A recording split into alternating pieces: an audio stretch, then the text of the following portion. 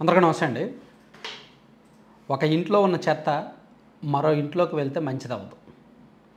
ఒక రోడ్డులో ఉన్న చెత్త మరో రోడ్డులోకి వెళ్తే మంచిదవ్వదు. అలాగే చెత్త అనే మాట పక్కన పెట్టేద్దాం. మనోభావాలకి ఇప్పుడు నేను మాట్లాడేదానికి సంబంధం లేదు. సో ఒక పార్టీలో ఉన్న నాయకులు మరో పార్టీలోకి వెళ్తే సచ్చీళ్ళు అయిపోరు, నిజాయితీపరులు అయిపోరు, తప్పులు కూడా చెరిగిపోవు. ఆల్రెడీ కేంద్రం స్థాయిలో బీజేపీ ఇటువంటి రాజకీయాలే చేసి నవ్వులు పాలవుతుంది. వాషింగ్ మెషిన్ పార్టీ అనిపించుకుంటుంది. ఎవరి మీదైనా సిబిఐ ఈడీ కేసులు ఉంటే బీజేపీలోకి వెళ్తే వాళ్ళ మీద కేసులు కొట్టేస్తున్నారు. తాజాగా అజిత్ పవార్ మీద ఉన్న ఆ ఎన్సీపీ అధినేత అజిత్ పవార్ ఉంటుంది కదా, ఆయన మీద బినామీలతో ఆస్తులు కాజేశాడు అనే ఆరోపణలు ఉంటే వాటిని కేసును కొట్టేశారు. నిన్న మొన్న కొట్టేశారు. సో ఇప్పుడు రాష్ట్రంలో కూడా అటువంటి పరిస్థితి రాకూడదు. వస్తే ఇంక రాష్ట్ర రాజకీయాలకు ఇప్పుడు బీజేపీ అంటే వర్కౌట్ అయిపోవచ్చేమో, కేంద్రం స్థాయిలో వర్కౌట్ అవ్వచ్చేమో, కానీ రాష్ట్రంలో రాజకీయాలన్నీ కూడా సెంటిమెంట్స్, ఎమోషన్స్తో కూడుకున్నవి ఎక్కువ. కార్యకర్తల కష్టాల మీద వచ్చిన పార్టీలు, అధికారంలోకి వచ్చిన పార్టీలు. కాబట్టి ఎవరినైనా పార్టీలోకి చేర్చుకునే ముందు 1-2 సార్లు ఆలోచించాలి. ఇప్పుడు ఆలనాని గారు ఉన్నారు, ఏలూరు మాజీ ఎమ్మెల్యే, మాజీ మంత్రి.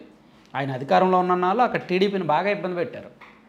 అసలు బడేటి బుజ్జి గారు మరణానికి ఇండైరెక్ట్గా కారణం అప్పటి వైసీపీ అధికారంలో ఉన్నప్పుడు జరిగిన పరిణామాలే కదా.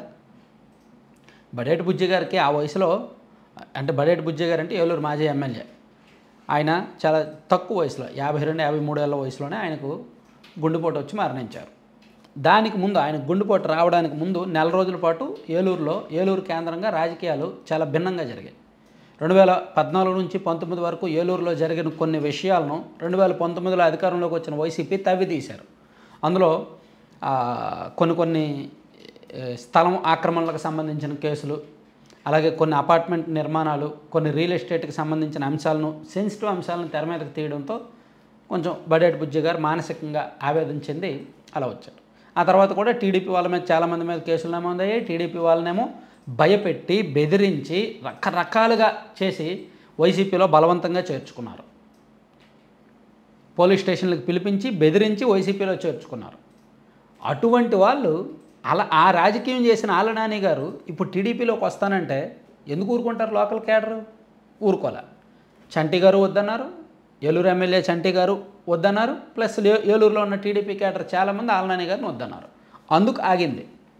లేకపోతే వారం రోజుల కిందటే ఆయన టీడీపీలో చేరిపోవాల్సింది. చివరి నిమిషంలో ఆగింది. చంద్రబాబు గారు చేర్చుకోవనే 1 గంట ముందు బడేటి చంటి గారు వెళ్ళి కలిసి వద్దండి, చేర్చుకోవద్దని చెప్పడంతో ఆగింది. ఆయన ఒకవేళ చేరితే ఖచ్చితంగా సైలెంట్గా ఉండరుగా, చీలికి వస్తుంది. ఇక్కడ ఆల్రెడీ ఏలూరులో ఒక జనసేనకు ఒక నాయకత్వం ఉంది, టీడీపీకి ఒక నాయకత్వం ఉంది.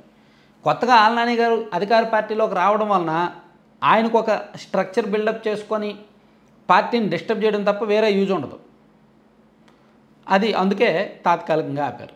అలాగే సేమ్ అదే తరహాలో ఇప్పుడు జగ్గైపేట నియోజకవర్గం, యాక్చువల్ వాసిరెడ్డి పద్మ గారు జగ్గైపేట నియోజకవర్గం, ఆమె వైసీపీలో టికెట్ వస్తుందని ఆశించారు, ఆమెకు రాలా.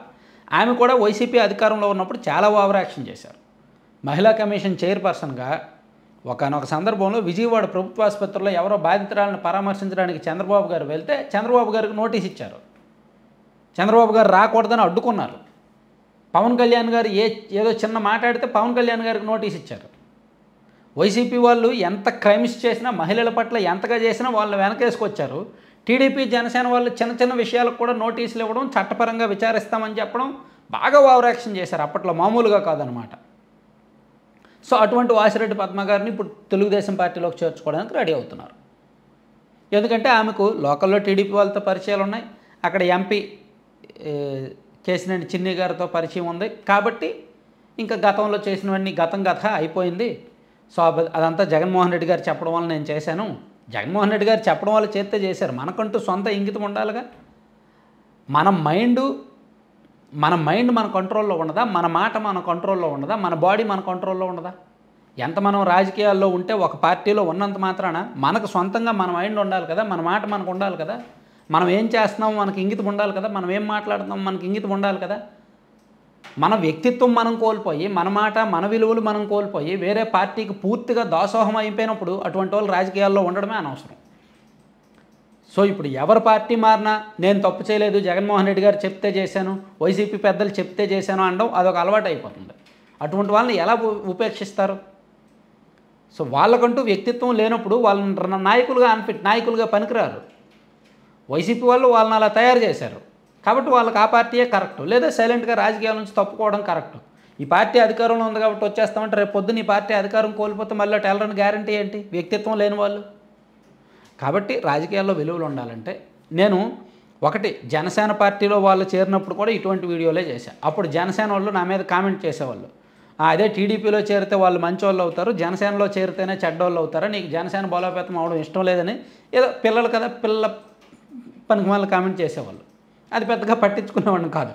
ఇప్పుడు టీడీపీలో చేరినా నేను అదే మాట మీద ఉంటా. ఎవరైనా సరే రాజకీయాల్లో వ్యక్తిత్వం కాపాడుకోలేని వాళ్ళు, మాట మీద మైండ్ మీద అదుపు లేని వాళ్ళు వేరే పార్టీల్లో కూడా పనికిరారు, రాజకీయాలకే పనికిరారు. కాబట్టి ఇటువంటి వాళ్ళు చేరిన పార్టీలు డిస్టర్బ్ అవ్వడం తప్ప, పార్టీల్లో పొలిటికల్ స్ట్రక్చర్ డిస్టర్బ్ అవ్వడం తప్ప ఇంకేమీ యూజ్ లేదు. Thank you.